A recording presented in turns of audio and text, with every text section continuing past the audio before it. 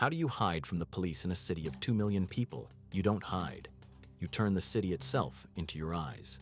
Cali, Colombia, early 1990s. A yellow taxi idles at a street corner. The driver, a middle-aged man with calloused hands, watches a convoy of black SUVs roll past. He doesn't look nervous. He simply lifts his radio, presses the button, and says 4 words. Los pájaros están volando. The birds are flying. 30 seconds later, across the city, a man in a mansion receives the message. He smiles. The police are moving, and he already knows where they're going. This is not a story about drug trafficking. It's a story about control, about how an organization transformed an entire city into a living surveillance apparatus, about how 5,000 ordinary men driving yellow cabs through crowded streets became the most effective intelligence network a criminal enterprise has ever built, and about how, for nearly 5 years, the Cali Cartel made themselves untouchable not through violence, but through information. Miguel Rodriguez Orejuela understood something most criminals do not. Violence makes you visible, but information makes you untouchable. In the early 1990s, while Pablo Escobar was waging open war against the Colombian state, detonating car bombs and assassinating politicians, Miguel and his brother Gilberto were building something quieter, something more insidious. They were running what many considered the most sophisticated criminal organization in the Western Hemisphere, controlling an estimated 70% of the world's cocaine supply. But unlike Escobar, they weren't cowboys.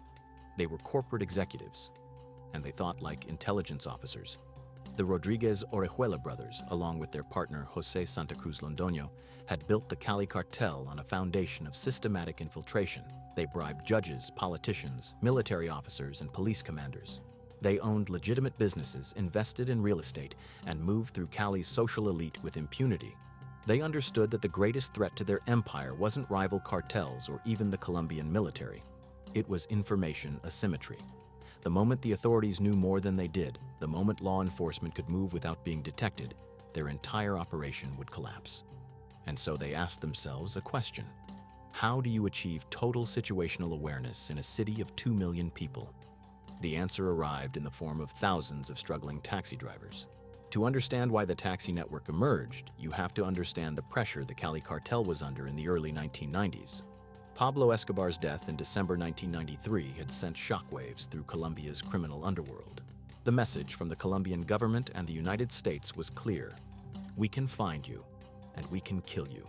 The DEA had expanded its presence in Colombia. The Colombian National Police had formed elite units, specifically designed to hunt cartel leadership. And the Cali Cartel, now the dominant force in the cocaine trade, knew they were next. This created a problem. The cartel's business model depended on invisibility. They didn't want to fight the state. They wanted to outlast it, to corrupt it, to make themselves so embedded in Colombia's economic and political systems that dismantling them would be impossible. But you can't be invisible if you don't know who's looking for you. You can't bribe a police unit if you don't know they're planning a raid. You can't disappear if you don't know they're coming. Intelligence analysts suggest the cartel leadership became almost pathologically paranoid during this period. They had good reason to be. Informants were everywhere. The DEA was running dozens of operations simultaneously. Wiretaps were increasing. And unlike Escobar, who had thrived on chaos, the Rodriguez Orejuela brothers needed predictability. They needed control. What they built in response would become one of the most effective urban surveillance systems ever deployed by a non-state actor. The recruitment was elegant in its simplicity. Cali had thousands of taxi drivers. Most were independent operators, renting their cabs from fleet owners, working 12 to 14-hour shifts just to break even. The money was terrible, the work was exhausting, and the city was dangerous. Drivers were frequent targets of robbery and violence. Many were desperate. And desperation, the cartel understood, was an exploitable resource. The offer was straightforward: supplemental income for minimal effort. All a driver had to do was keep his radio on, watch for certain vehicles, report unusual activity. Government plates, convoys of SUVs, groups of men who looked like police or military, journalists asking questions, anyone who seemed out of place. The payment was modest by cartel standards, but substantial for a taxi driver, sometimes doubling or tripling their monthly income. And the instructions were vague enough that many drivers could rationalize their involvement. They weren't trafficking drugs. They weren't hurting anyone. They were just watching. Standard procedure would involve layered recruitment. Not every driver knew they were working for the Cali Cartel. Some believed they were reporting to private security firms. Others thought they were part of an informal neighborhood watch program. The cartel used intermediaries, cutouts, local fixers who would approach drivers individually, assess their reliability, and bring them into the network gradually. This compartmentalization was deliberate. If one driver was arrested, he couldn't compromise the entire system because he didn't understand the entire system. He only knew his handler and his instructions. The technology was low-tech but devastatingly effective. Taxi radios, already standard equipment for coordinating fares, became the network's communication backbone. Drivers would use coded language to report sightings. Los pájaros están volando meant police were moving. El clima está cambiando meant something unusual was happening in a specific neighborhood. Hay tráfico en la avenida could mean anything from a roadblock to a suspicious vehicle. The codes were simple, rotated periodically, and blended seamlessly into normal taxi chatter. To an outsider monitoring the radio channels, it sounded like mundane logistics. To the cartel, it was real-time battlefield intelligence. The scale was extraordinary. Intelligence estimates suggest at least 5,000 drivers were on the cartel's payroll at the network's peak, possibly more. That's 5,000 sets of eyes, distributed across every major road, every government building, every hotel, every airport terminal, every neighborhood in Cali. The coverage was so comprehensive that cartel leadership could track the movements of specific individuals across the city, sometimes for days at a time. If a DEA agent checked into a hotel, the cartel knew within the hour. If a police unit assembled for a raid, the cartel knew before they left the station. If an informant met with authorities, the cartel knew who, where, and when. One can assume the psychological impact on law enforcement was severe. DEA agents operating in Cali during this period have described a pervasive sense of paranoia, the feeling of being constantly watched. They were. Every time they left their hotel, every time they got into a car, every time they met with a source, they were being monitored. Some agents reported changing hotels multiple times in a single week, varying their routes, using counter-surveillance tactics normally reserved for hostile foreign intelligence environments. It didn't matter. The network was too vast, too decentralized, too deeply embedded in the city's infrastructure.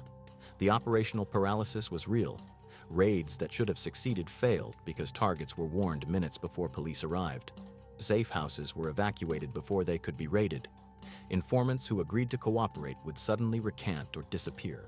One former DEA official described Cali during this period as the hardest target in the world, harder than operating in Moscow during the Cold War, because at least in Moscow, you knew who the enemy was. In Cali, the enemy was everywhere and looked like everyone. The cartel used the network for more than just defensive intelligence. They monitored rival organizations. They tracked journalists investigating the drug trade. They identified potential threats before those threats materialized. If someone started asking too many questions, the cartel knew. If a mid-level trafficker was skimming money, the cartel knew. If a politician who had been bribed was considering cooperation with authorities, the cartel knew. The network didn't just provide security, it provided omniscience. But no system is perfect. And by 1994, Colombian authorities and the DEA began to understand what they were facing. The realization came slowly. Agents noticed patterns. Raids failed with suspicious consistency. Informants were compromised too quickly. There were too many coincidences.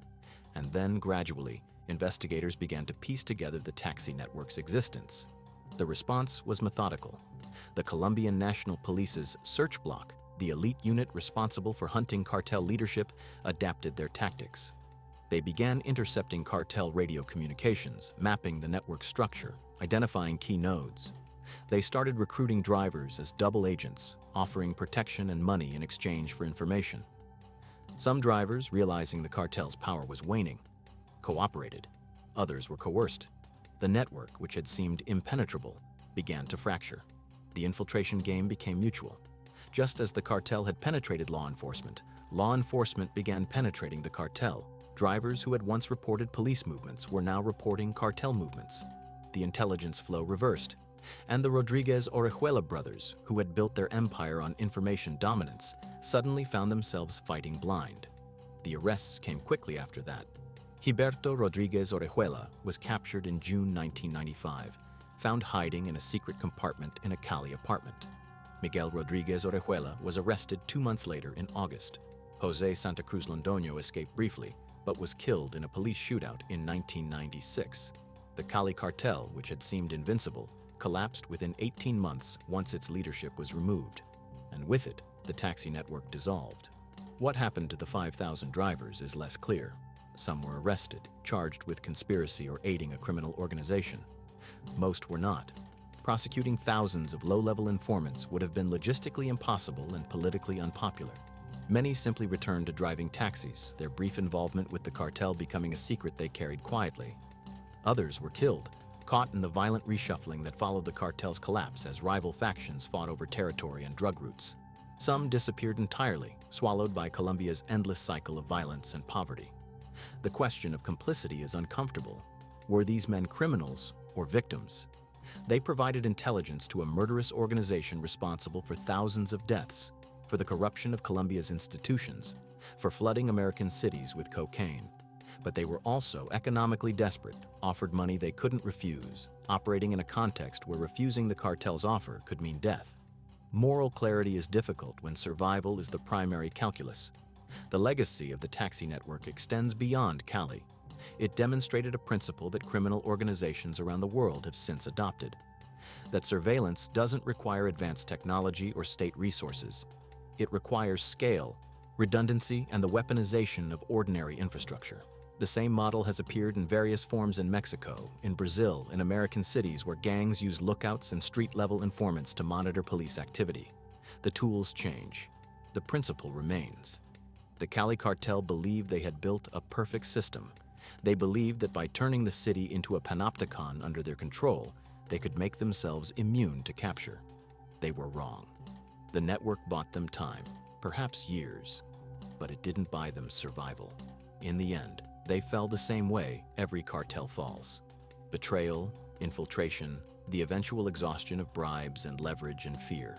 The taxi network didn't save them, it just delayed the inevitable. But here's the uncomfortable truth: the network dissolved, the leadership went to prison, and the cocaine kept flowing. New organizations rose to fill the void. The drug war continued. The surveillance tactics the Cali cartel pioneered were absorbed by their successors. The drivers went back to their cabs. And Cali, like so many cities before and after, learned that you can dismantle a criminal organization, but you cannot dismantle the conditions that create them. So what do you do when an entire city becomes complicit? When thousands of ordinary people are conscripted into a war they didn't choose? When the line between victim and perpetrator becomes impossible to draw? What does justice look like in a system where everyone is compromised, where poverty and fear make collaboration inevitable? And how do you fight an enemy who doesn't need soldiers, who doesn't need violence, who only needs eyes? Share your thoughts below.